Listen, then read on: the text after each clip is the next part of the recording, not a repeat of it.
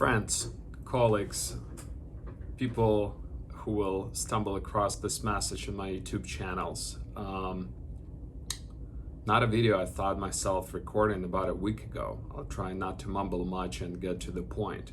In fact, the video that I thought that'd be going out today would be my market update, and it's ready to go, but there are two things.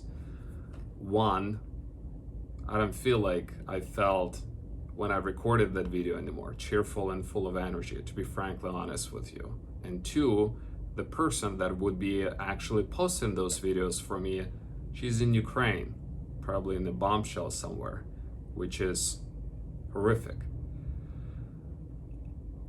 Many friends reached out asking me what they can do, how are things, and in this video I'll try to quickly respond to two of those things. First of all, I truly appreciate everyone who reached out and people sending prayers. Prayers are important. I'm not the most religious person. I'm always trying to take more actual steps, but I appreciate you reaching out. I wrote a few things that I want to share with you. Priorities I had about a week ago, my sales goals were buying an investment property in Arizona. I'm not really much of a priority anymore. And I'm here in America. I can only imagine how the life of regular people had changed overnight. They didn't choose this war by any means. War always felt distant to me personally before events of last week. You think about the war in Middle East or some wars in Africa that you hear. The war is always around us. You could always hear about it in the media, but it never felt the way I feel now for this war to be in Ukraine. I don't wish anyone to experience this by any means, but my realization of what the war is now is completely different of what it is. And I think when I ever would hear this war, when this thing is over, about any other country in the world, I'd have a very different idea of what those things mean to these people that are there on the ground. I know that we're here in the United States, are far away geographically and physically from it, but the reality of things is it's not just a war in Ukraine, or first of all, even now, European Union call it a war in Europe, and America is European ally. It's a reality of things. The things got escalated really quickly, and they do not look good.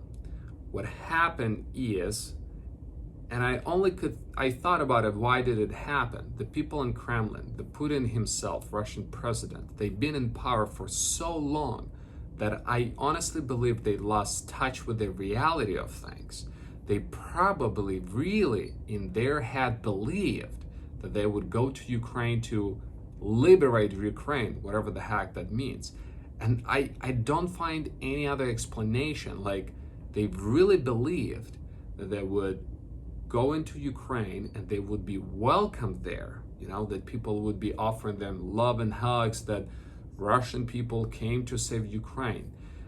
They probably really believed in that to start this conflict. I don't find any other reason why they did it. But what happened didn't go according to the plan. The plan was, that they will be in Kiev within a matter of days, that people would welcome that, and none of it happened. And what we see now is a very horrific, and I've been watching it, to be honest with you, every 5 minutes. I can't really work or think of anything else.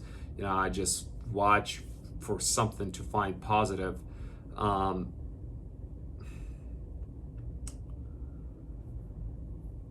It isn't good because they're going all in. I don't really see how they could possibly, back out of it, which I do hope it would happen. They're going all in. And my ask for you is, while these peaceful cities are being bombarded, where millions of people live, don't be distant. It's a war in Europe. As I said, America is an ally.